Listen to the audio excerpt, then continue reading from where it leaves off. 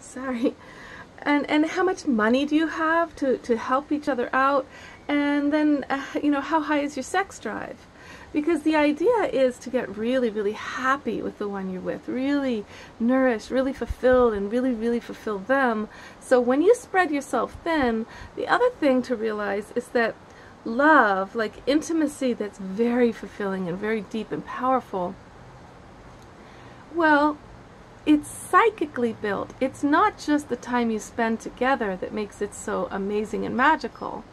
It is the time when you're not together and you are building the magic. You're building the experience because you're anticipating seeing them, you're feeling in your heart your love for them, you're opening your being to psychically align with them, you're dreaming of what you're going to bring them next and what they did last time.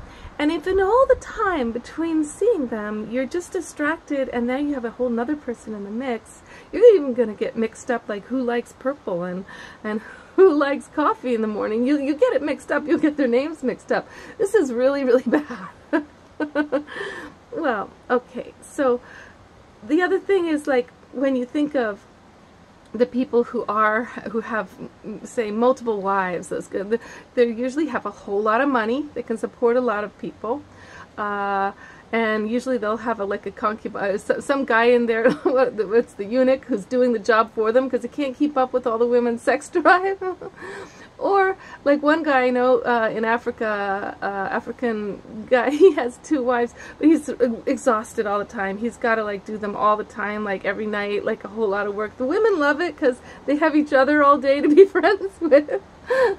It's not the worst thing in the world. I know I'm making it sound really good to not have monogamy, but the truth is, it's really, really a lot of work.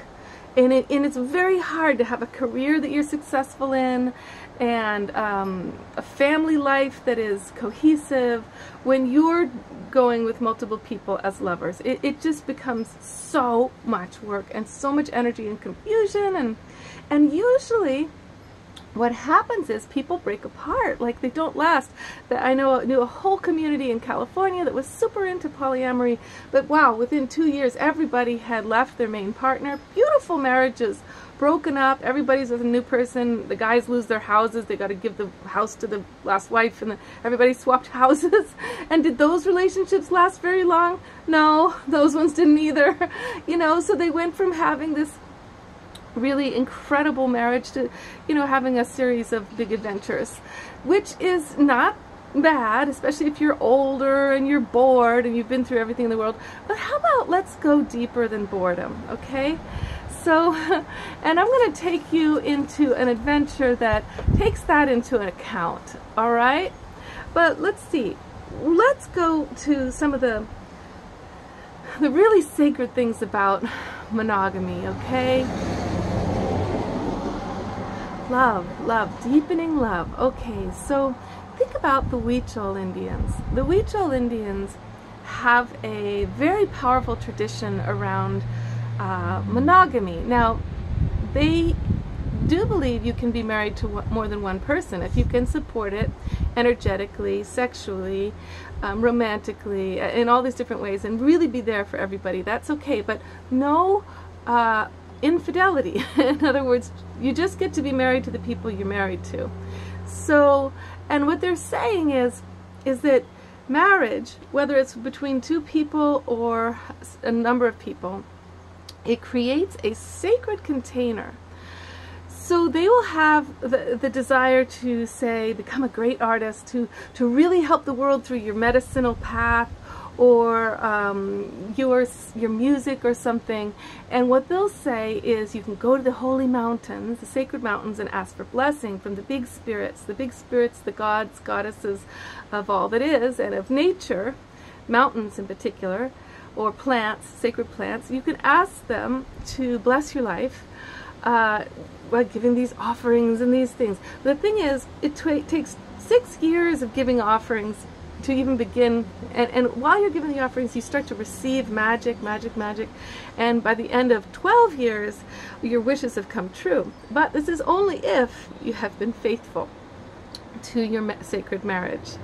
Now, why would this all be hinging on marriages? You know, like all these white people come along and they're like, I want to be in the Weechol path and I want to have blessings for my life and I don't want to have to be married to do it because I'm going to break up with somebody before 12 years. And the Weechols are like, nope, sorry, you can't do this then.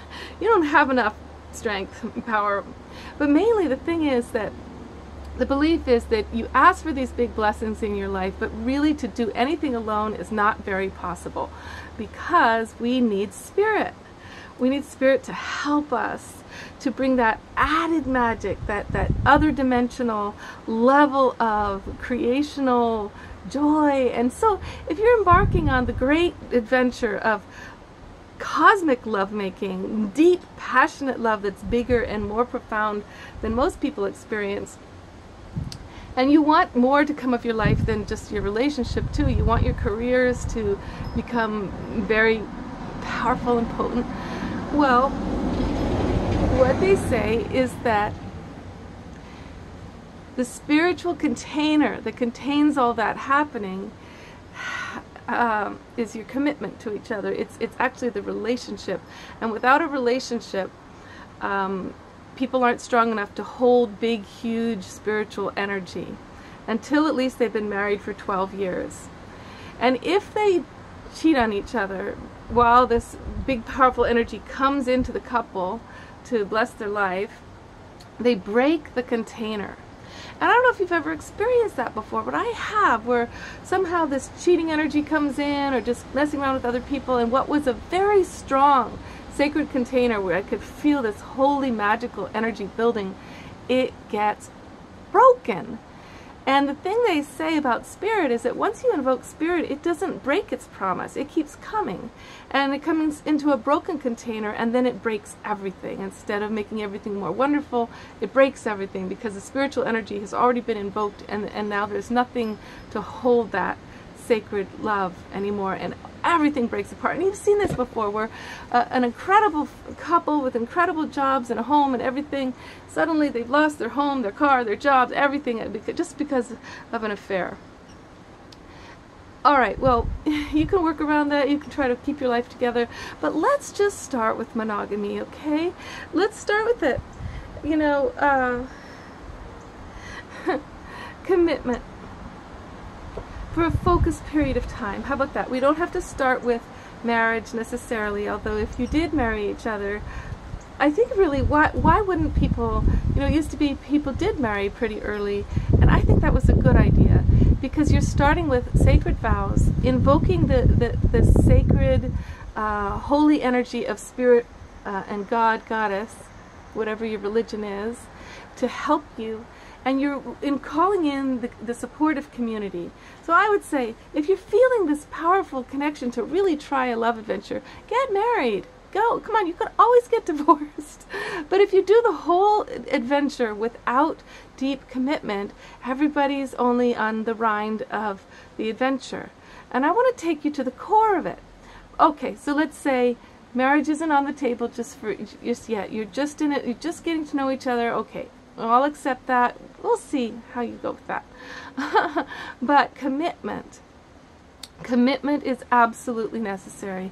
And to clarify what that commitment is to each other would be really good.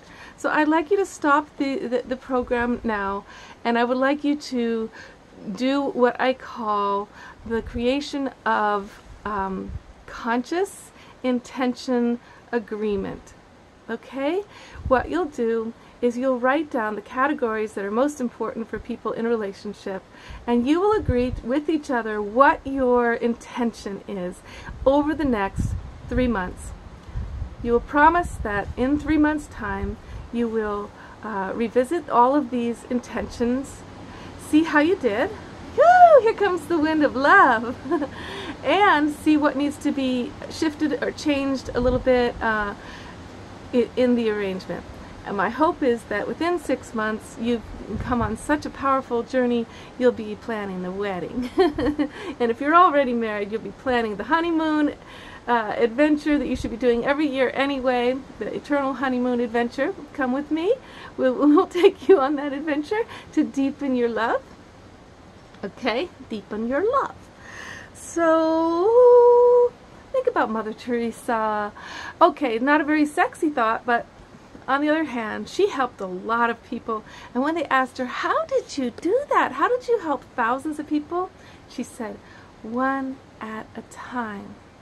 She said, I couldn't do anything but that. That's all I ever did. So I'm asking you to take one at a time in this love adventure, okay? You are enough for each other. Believe me, you are handfuls. So here's your homework. Okay, on this piece of paper, I'd like you to write spirituality, physicality, sexuality, intellectuality, health, creativity, family, social life, and anything else you can think of. Did we get sexuality in there? I better have.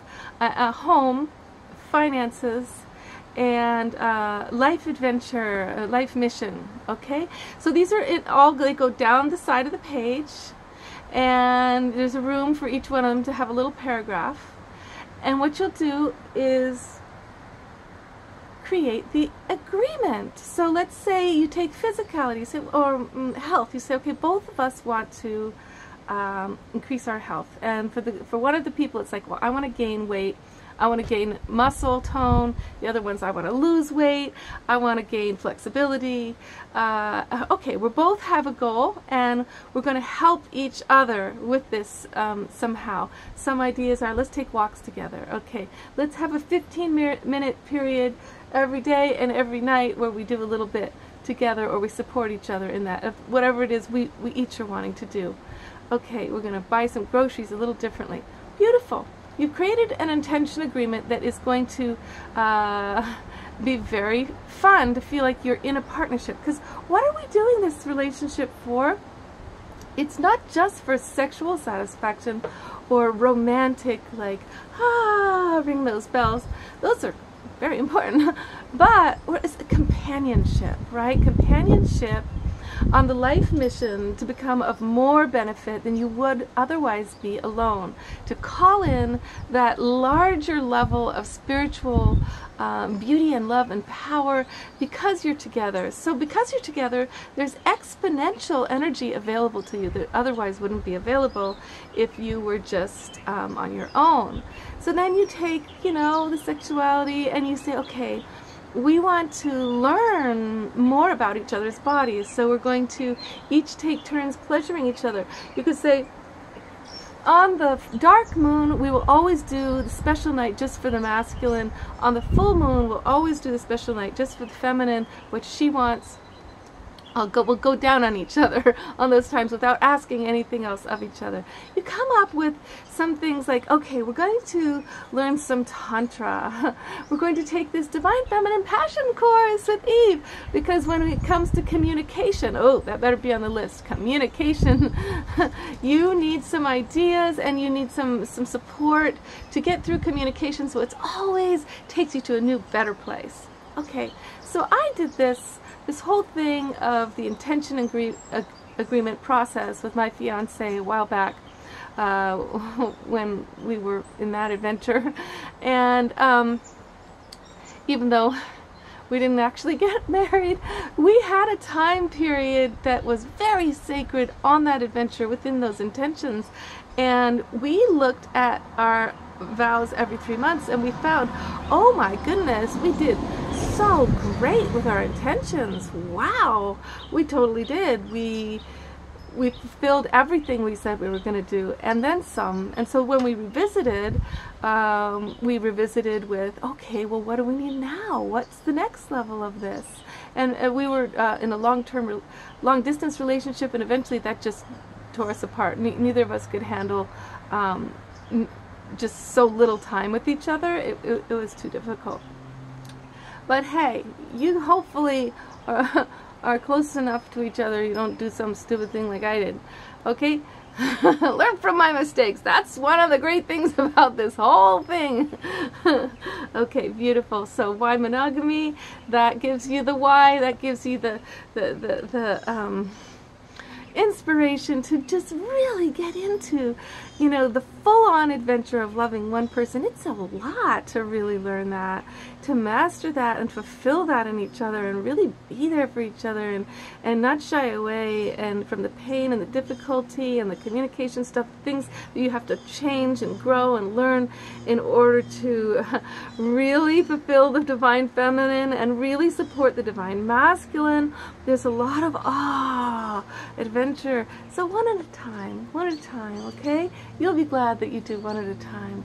For now, let's keep this sacred holy container blessed with no interruptions. If you do any Tantra workshops, please don't do the thing where they have you be with other partners. Be with each other.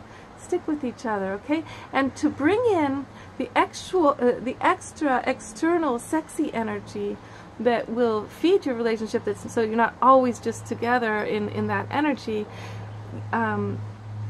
please open yourself up to partner dancing, okay?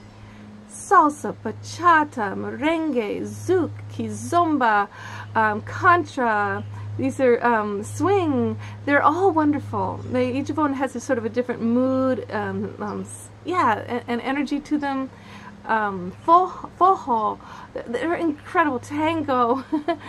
Choose one to learn together that you both like the sentiment of. You like the music, you like the feeling, okay?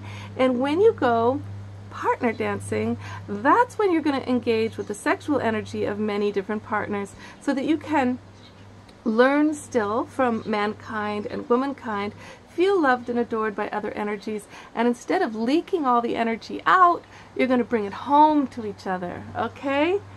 Bring it home. Beautiful. That's this adventure that we're on with the Divine Feminine Passion course right now, knowing that the feminine tends, the Divine Feminine tends to be really devotional and really all about complete surrender. And she really needs a container, a safe, powerfully connected and committed container. So that's the first thing to do. Go and do your intention agreements, okay? And if you're married, you still need to do them. You need to renew them every 3 months at least. And if you're not married, they will help you to get many of the benefits of being married, okay? Much love, darling. On to the next section.